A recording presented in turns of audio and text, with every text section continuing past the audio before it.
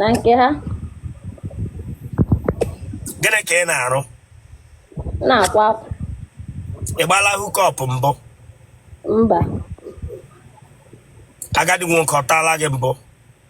Mba. Nwoke lụrụla nwaanyị ọ taala gị mbụ? Mba. Ị ji akpa ajị otele? Ma akpa style. Ị na-akpụ ya style? Ajị otele. Ajị style. Ebere gị ugwu? Akpọkwa nọọsesi ka gịnị? Ebere gị ugwu gaa chịwa ọchị? Mba. Dejee n'olu gị na wepụta olu gị. This girl Chineke agba gị ọkụ ka ya omega gị. Wepụta olu gị. Ọ pụtara n'onu.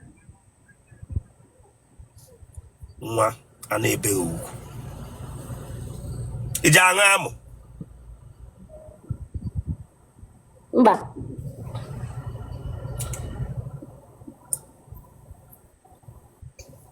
Ka ebe isi na-anọnyere anyị? Esi m Enugu. Gị na nwoke obi ebe ahụ? Mba. N'ụlọ onye ka ị nọ? N'ụlọ m.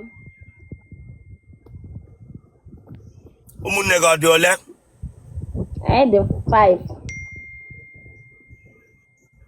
Enwere onye nke na-aṅụ kaikai n'ime ụmụnne gị? Mba mụ. Ihe ọdịda o ji adọ gị? Mba.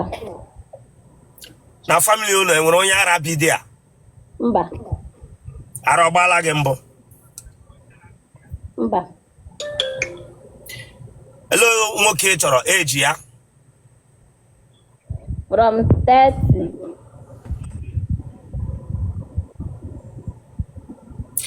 Ị ga-enye ele odi mkpu ị na-eti?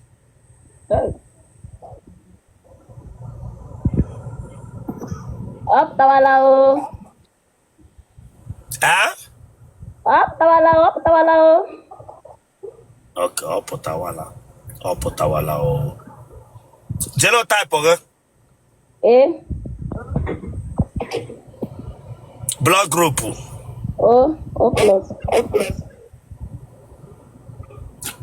Congrats. Ngwa akpa akara ekwentị gị kpọọ nọmba gị. 091 37 28 11.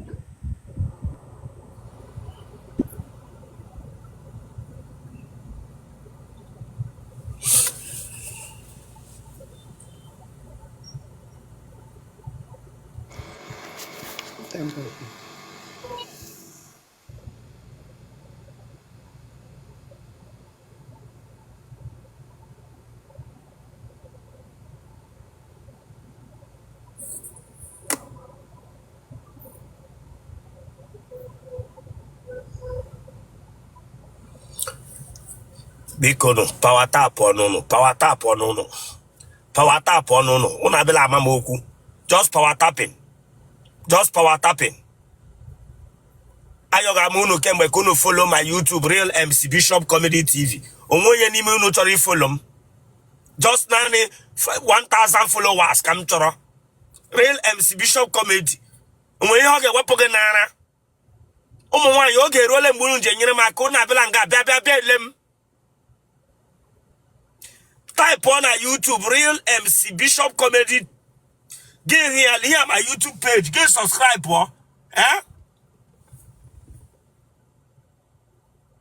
Egypt Chineke you follow me. Their power tap wapa no.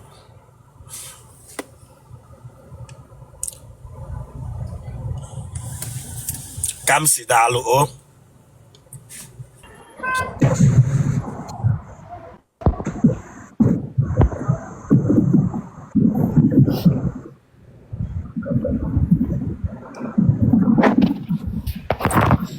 Banyo fan ahụ nọ n'elu. Banyo fan ahụ. Eish, achọ m na-atọchị hịa. Ihe ọ mbụ gị bịa nga. Anya ụra, ihe ọ mbụ gị bịa nga ị na-ekwu okwu anya ụra. Onga kebere ite lipstick. Yes. Wepụta ate Chineke akpọghị ọkụ. Begu m anya nnọọ ka egbe. Ha bụ gị bịa nga. Ewela iwe. Ọkụ ịmana ihe ọbụla mere ebe a ga-abada ihu akwụkwọ. Uche m.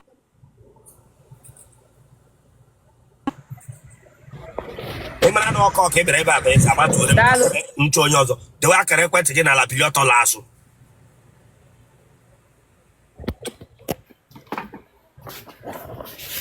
Ew.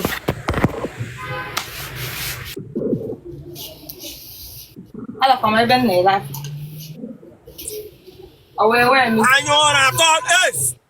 Behave onwe gị na Chineke. Tọnụọ Chineke akpọghị ọkụ tọnụọ. Enweghị ume space ebe a. Ihe akwa n'otu ole. Bịa were fọnụ gị gbalịla.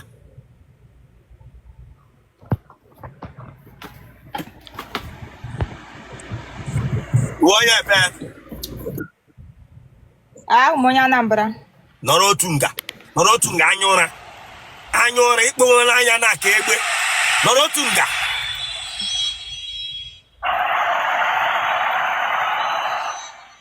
Ebe na Anambra. Nnewi. Ebe na Nnewi. Uruagụ Nnewi. Nnewi North. Pagị na mma gị ha dị ndụ. M gaa n'iru mee gị tabi akwụkwọ ihe a ga-abalị ihu akwụkwọ.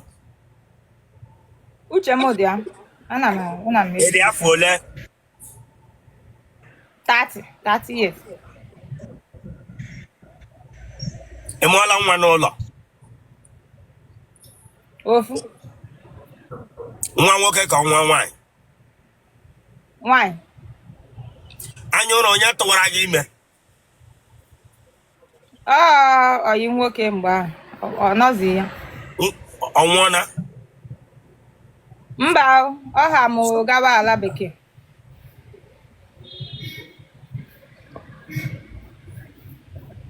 Ele nga anọta gị ha? Ọ na be ya be the boy. Anya ụra nwa gị ọ dị afọ ole? Ọ dị 8 years na. Onye tara gị ọkala ya eleta nwa ya anya? Olo.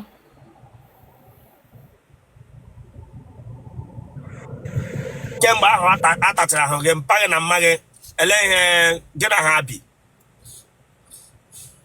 Bata agawago m ọlụ oyibo ugbu a. Fụna anọ m ebe m na-alụ ọrụ. Nne gị na nna gị adị ndụ? Mpa gị ọwa onye ara? Mba o. Mma gị o ji eme isi nkụka? Mba. Ụmụnne gị ọ dị ole? Anyị dị 7. Otele Rosanna. Mma gị gbọtọmọrọ mụọ 7. N'ime ụmụnne gị mmadụ ole mụrụ nwa n'ụlọ na-alụ gị di? Ọsọ mụ. Naanị gị mụrụ nwa n'ụlọ na-alụ gị di?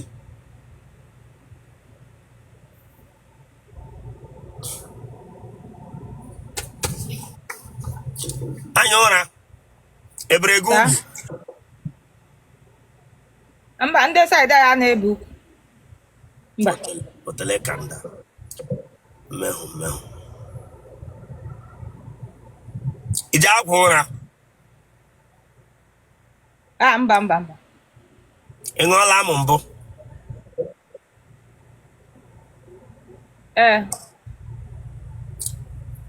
Nwoke lụrụla nwaanyị ọ taala gị mbụ? Mba, na sugar daddy mba. Ihe ọdịda ọjị adọ gị? Mba o. Akpọrọ m akpọ. Onye aṅụrụ m ọ nọ n'ụlọ unu? Mba, bata mpa m na-aṅụtụrụkwa obere ma na-aṅụchara obere. Ọṅụcha ọjị ada n'ụzọ? Mba, ọ da-adakwa ọ da-ada. Ọṅụcha ọjị abụọ onwe ya mamịrị n'ahụ? Mba. Mmadụ o ji aṅụ laud? Loud. Mba. Mpago ji aṅụ goof. Ọ na-aṅụ gwogwo. Okay. Family of anwụ na anwụ ya. That means ara nwa aja nọ n'ụlọ na ajụ nga ara ọ dị. Yes, mba. Ara nwa aja chere Chineke akpọghị ọkụ. Ịmasị onye ọbụla ji aṅụ goof uwe onye ara. Ịmasị onye ọbụla ji mgbe ọ bịara yipụ akwa. Mpago ji anụ otu aṅụ goof na-ekwu ka o ji anọ nwayọ. Ọ wee hụ bịa nga ọ ṅụwa goof. Ana m afịa na. Mgbe ọ na-aṅụ goof, ọ ji anọ nwayọ. Ọ na-atụpụrụ n'ọnụ. Mba Ọwụ ọ na-anọ ọsọsọ ya. Anụ n'akụkụ ọhịa ka ọ na-aga akwụ ya. Na unu na-alụchabụ alụcha uncompleted building. Onye isi dị mma ọjọọ anọ n'akụkụ ọhịa aṅụ goof ya lụọ uncompleted building. Mba. Yes. Mba. Ezepiri m na-echiche ụwa na-eme. Ọ sị ka ọ jee ebe jiri oyi. Chineke agbaghị ọkụ ọwa aja ya ara dị mpa ga-ebịa nga bịa gwa m sị mpaga ekpe ya. Family of nwa aja ara goof.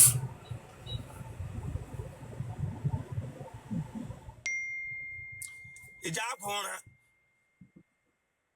Olo. Ara aka ịkpa na ara aka nri ele nke siri ike.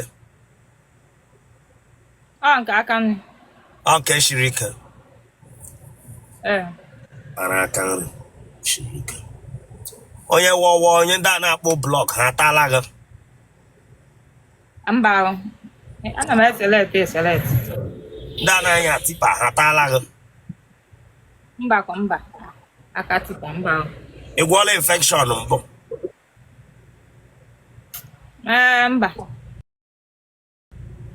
Mba. Genotype ọgọ? Blood group? B positive. Ị ga-enye ele ụdị mkpu ị na-eti? Okay. Baby, come on, baby. Give it to me. Harder. Gwuo ya n'Igbo Chineke afọ ọgọnụ gị bịa nga etiri m akụghị abụghị ya. Nga oyiri gị studio ị ga etinye ebe gị come up. Ọ na-apụta. Ọ na-abịa. Ese ọwụ nye? Baby, mesi ike, ọ na-abịa.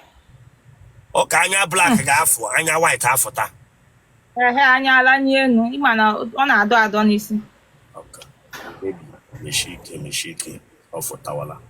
Ọ na-abịa. Ọkwa ịma nri eshi?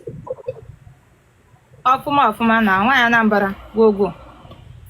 Ne Congress gbaa akara ekwentị gị. Ọwụkwa eme gị were ọtụ gị gbaa n'iro rukwe n'obi ịmụọla nwa. Ihe ọbụla ị mere ugbu a ga-eme nwa ahụ affect. Ụta mpa gị nwa goof o nwere ike ịda na nwanne gị take over ọ ya gị nwee take over. So ihe ọbụla ị na-eme gị dị ka afọ ebe ịmụọla nwa kwe na ihe m na-agwa gị. So nwoke kpọọ gị na phone gị mara ji aka gị họrọ onye ma obi gị nabatara. Ọwa asị gị shighị ọtụ gị emepọkwala nwa gị ọnwa nwaanyị ka ị mụrụ. Agwụkwala ụmụ nwaanyị ndị a na-enwe gị ihere nnọọ mgbe agba akara ekwentị gị. Congrats. Ese chọrọ nwoke? Achọrọ m onye 50 years. Achọrọ m ụmụazị na. Okay, you're true. Ị chọrọ nwoke 50 years. I promise you that one ka sure banker 100%. Sure banker 100% ihe nweta ya ma real YouTube handle. Follow na YouTube handle la gị ga drop ram number gị na comment of one video you watch there. Gị drop number gị there. I promise you gị na onye ahụ m ga-connect with the man gị na-ekwu no. Okay. Yeah, thank you.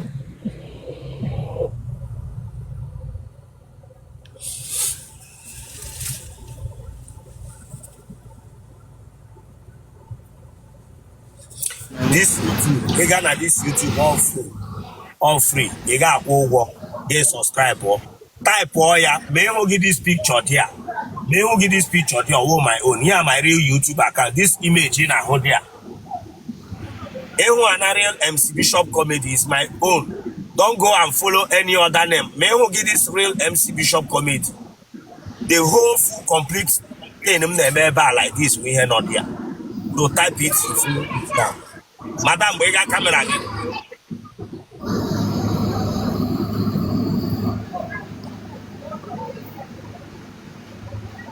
But the useless. Joro aho. On hiji bianga bia nerem. Wan yoru robra. Ebranga bia nerem ebe camera. Wan yoru robra. Neke kwano. Adi mma sir. Good afternoon. Anya makwa kwe mani ho la mere ba ga padi hu akwụkwọ. Ka ihu isi gị dị ụta ekwuru isi na wall. Mba. Mba. Dewa akara ekwentị gị n'ala bili ọtọ azụ.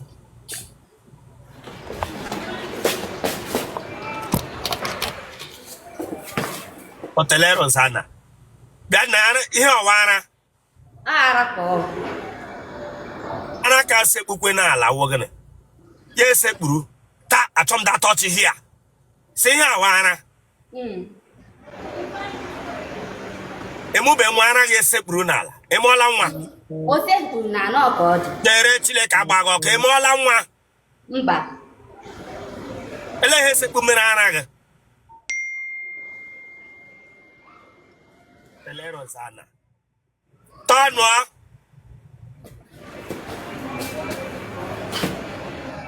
Bịa were akara ekwentị gị.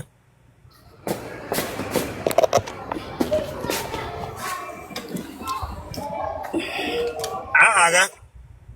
Chinwendu Mary Ann Anthony. Iwe onye ebe? Imo State. Ebe n'Imo. Idato North. Ịdị afọ ole? 25 years. Gịnị ka ị na-arụ? Awụ m Nailtech. Gịnị ka ị na-arụ gị sewo Nailtech? Unu Ana m na-arụ eme mkpakọrọ ọrụ ga unu ewere English afọju masachi ya. Gịnị ka ị na-arụ gị bịa nga agwa m ewo Nailtech? Ị gara agwa m sọ wụ iji Nailtech iji efe isi mbọ gị bịa nga ekpu n'ewo Nailtech. Onye mbọ ọfisa onye ndị nke were oke English tinye n'ihe ịrụ ha ya echesa ịrụ ha na one big company Nailtech. Pranga bịa emedosa aka ọrụ gị oyi weti ihe a Chineke agba gị ọkụ.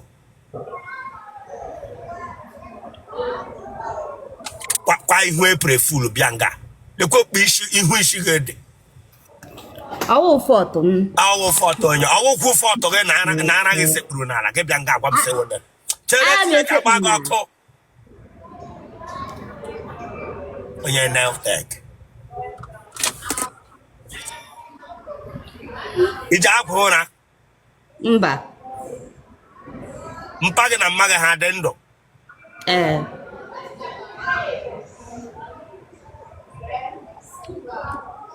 Ụmụnne gị ọ dị ole?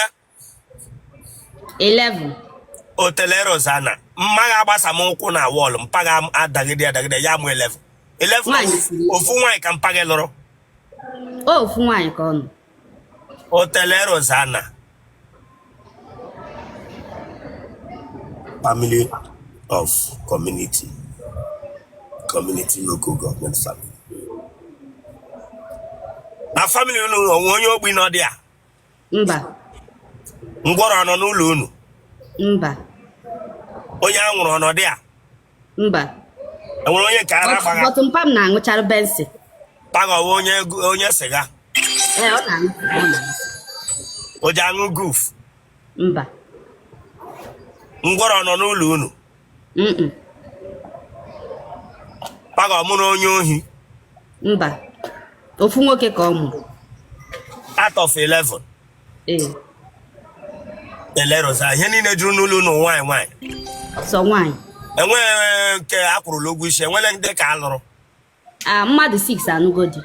Ya afọ naanị gị? Mba. Afọ mmadụ 4. Ha nọ n'ụlọ na? Mụnwa wee ejima. Kpọọ ejima gị ka anyị ghara ime mistake ebe a. Ọ nọghị ọ pụrụ apụ ọ nọghị. Ele ebe ọ nọ? O jere ọrụ. Ọ gara ime mmadụ pedicure.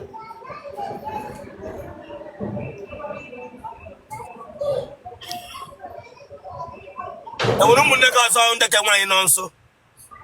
Mba, mba.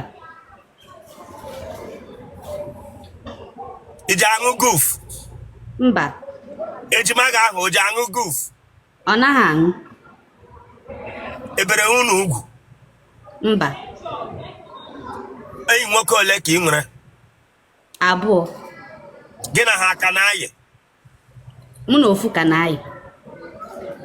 Gị na ofu ka na-ayị? Gịnị ahụ separate ya ịdị njikere ịlụ di ga-abịa. Ị ga-anọ wetu nwoke ga-ebịa nga maka olileanya. Ọ na-asa kọntrị, ọ naghị adịzi serious. So achọrọ m nwoke ọzọ. Ọ na-asa kọntra, ọ na-adịpọta ịnaghị ego erighe. Mba, ana m anị ya ego. Ọ na-esendịrị gị ego. My sister, the serious na ịchọga di ugbu a ka ọ wụda na ị nwere enyi nwoke gị na ya nọ na. Achọrọ m di. Don't play with me here, I'm not joking. Mba, ana m egwu egwu sa. Onye ahụ enyi ga ọ married man. Mba.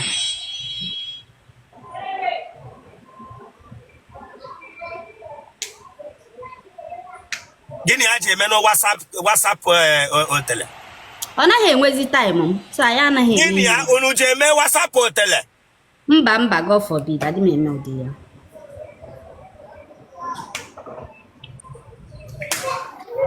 Ị gbala akwụla mbụ? Mba. Gị na ejima gị na-emele mistake rie ofu nwoke? Mba. Ị ji aṅụ mmanya? Mba. Ị ji agwụ ụra? Mba, nna agwụ ụra. Ị ji eyi pant? Ọ dipendịrị akwa ihe. Ị ji eyi pant? Ee, ana m eyi pant. Yọ nwa gị? Mba. Ị ga-eyi elu dị mkpu ị na-eti? Biko nyewe m ihe, dadi. Genotype gị?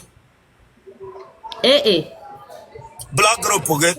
O positive. Congrats. Ka ebe isi na-anọnyere anyị? Anọ m Lagos. Gịnị ka ị rụga na Lagos? Ana m eme mbọ. Iwe onye ebe? Imo State. Ebe n'Imo? Ide atọ North. Arọgizọ. Kpọọ nọmba gị. 09035217401. Congrats. Enwere announcement m chọrọ ime. Some of you, that girl who did my live stream one certain time, they are a very beautiful girl.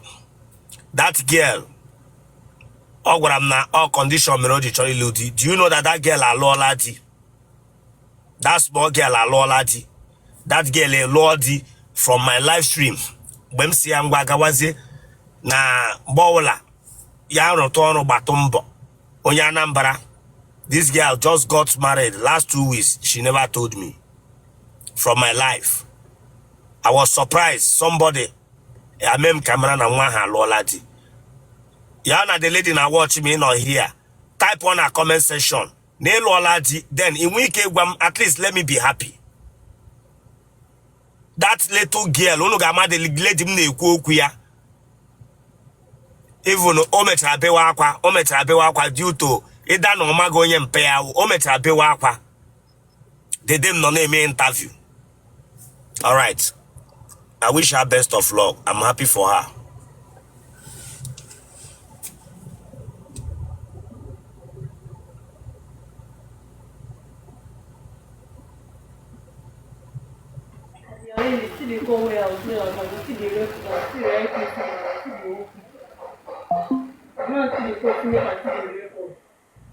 Come on, anything you do there. Bishop! I was even arranging and they carry this thing hit my Sorry, head. let me on my camera. She had not record this thing with the carry. I was like I was walking. Bishop, good afternoon. Listen, ebe ahụ na-eme mkpọtụ. Akwa ịma that achọ m ọchị anọ ọnụ gị. Ịbịa ihe aka dị serious. I'm serious. Akwa ịma ihe ọbụla mere ebe a ga-aba n'ihu akwụkwọ. Ama m na. Nlele anya. Gee m ntị. ihe ọbụla mere ebe a ga-aba n'ihu akwụkwọ m ga-adị iru mee gị interview wepụ aka n'isi gị Oh. Maybe I'll go. bilie ọtọ dewe kamera n'ala bilie ọtọ gị laa azụ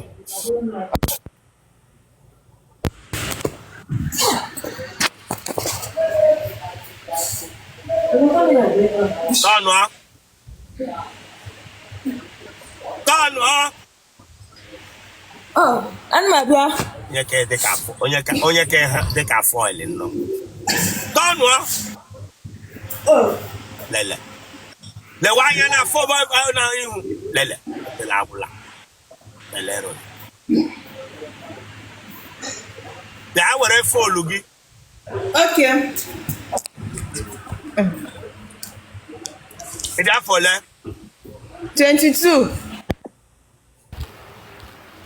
nne gee ntị at the age of 22 ị chọrọ ịlụ di gwa m reason ị chọrọ ịlụ di gwa m reason or condition mere iji chọrọ ịlụ di ka ọ wee chọga nwoke ga-eburu ibu mpa gị na mma gị bịa buru nke gị lụọ gị na-asọfuru no problem gwa m reason because ahụ need because by now ị kwesịrị ịnọ school Mgbe agụchala m school, ahụ m graduate.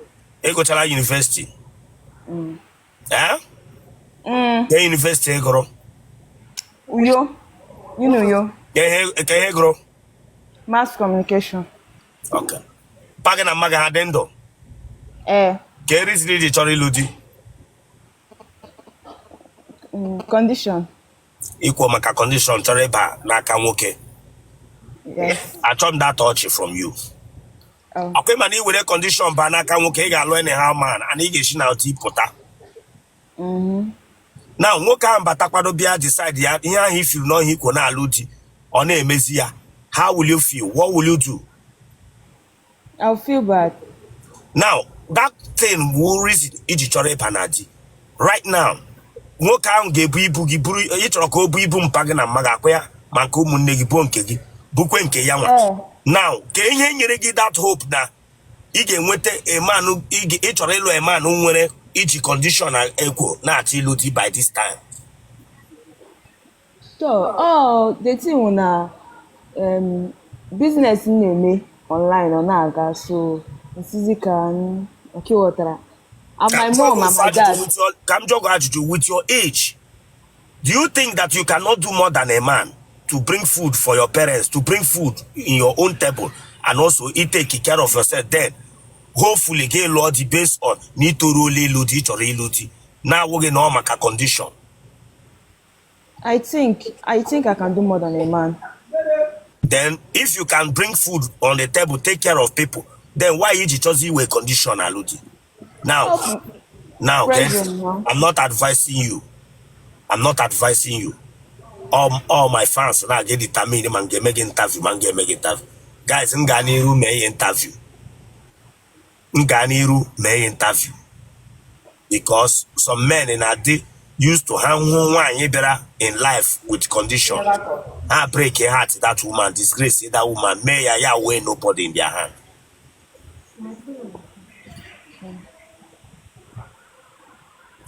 All right, my sister. Yeah? Okay. Follow me na this real MC Bishop comment. In an end, Okay, sir. in an end, then na YouTube subscribe and follow you all free. If follow ya, then drop a message in a comment section with your name.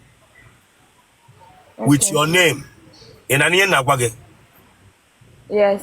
all right, nice one, eh? Thank you, sir. Bye. All right. Now, again, you were a woman in a bar. Give maka condition na chiga krumoke. Some of these wicked men are wicked.